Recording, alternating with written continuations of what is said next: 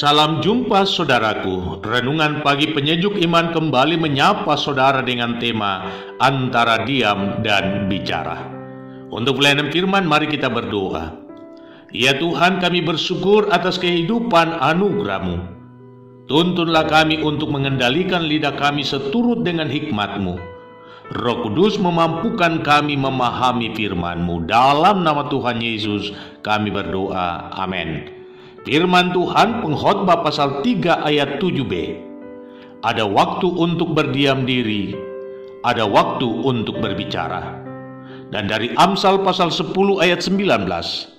Di dalam banyak bicara pasti banyak pelanggaran, tetapi siapa yang menahan bibirnya berakal budi.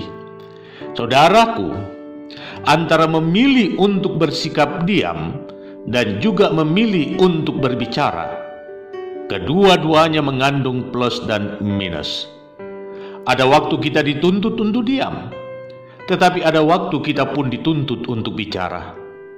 Saat nurani saudara berbisik agar saudara diam, namun justru saudara nyerocos dengan bicara tak henti, maka hal itu adalah sebuah kesalahan. Pun demikian, ketika nurani menuntut saudara untuk bicara, namun saudara memilih untuk diam 1000 bahasa, itu juga sebuah kesalahan. Diam sesungguhnya hal yang mudah untuk dilakukan setiap orang, karena tak butuh tenaga ataupun biaya. Namun jika sudah menyangkut kepentingan atau kesenangan, diam justru menjadi sesuatu yang sangat sulit untuk dilakukan.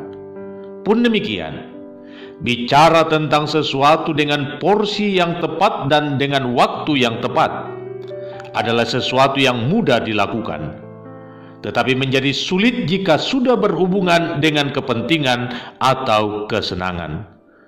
Jadi antara diam dan bicara adalah dua kenyataan yang sama-sama mudah untuk dilakukan, tetapi jika sudah berhubungan dengan kepentingan dan kesenangan, maka kedua-duanya sama sulitnya untuk dipraktekkan. Saudaraku, Nelson Mandela, salah seorang negarawan besar dari Afrika Selatan, menghabiskan waktu 27 tahun untuk belajar mengendalikan mulutnya. Selama hampir 3 dekade dalam penjara, Nelson Mandela telah belajar untuk bijaksana dalam soal berkata-kata. Dan inilah ungkapan indah yang ditinggalkan Nelson Mandela bagi kita. Bukan kebiasaan saya untuk berkata-kata dengan sembarangan. 27 tahun dalam penjara telah mengajar saya untuk menggunakan kesunyian dan kesendirian guna memahami betapa berharganya perkataan dan betapa kuat dampak perkataan terhadap hidup matinya seseorang. Firman Tuhan hari ini mengingatkan kita untuk memberi porsi yang tepat antara diam dan bicara. Firman Tuhan mau mengatakan bahwa lebih baik memilih diam daripada mengeluarkan perkataan yang kosong. Lebih baik bersikap diam daripada mengeluarkan kata-kata yang menyinggung perasaan atau menyakiti orang lain.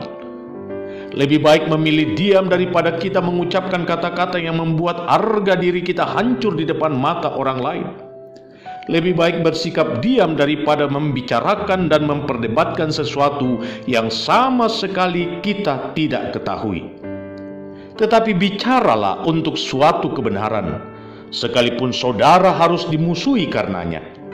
Bicaralah jika saudara yakin bahwa perkataan saudara adalah sebuah kebenaran yang tak terbantahkan.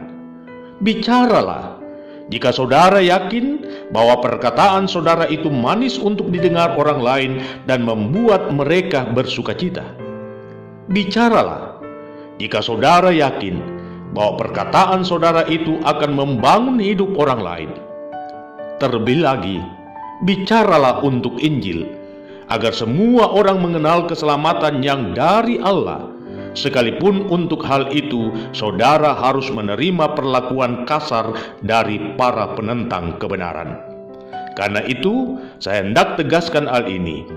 Diam dan bicara sama baik buruknya. Orang yang dapat mengendalikan lidahnya adalah pribadi yang layak disebut pahlawan. Selamat menjalani aktivitasmu hari ini. Tuhan Yesus memberkati.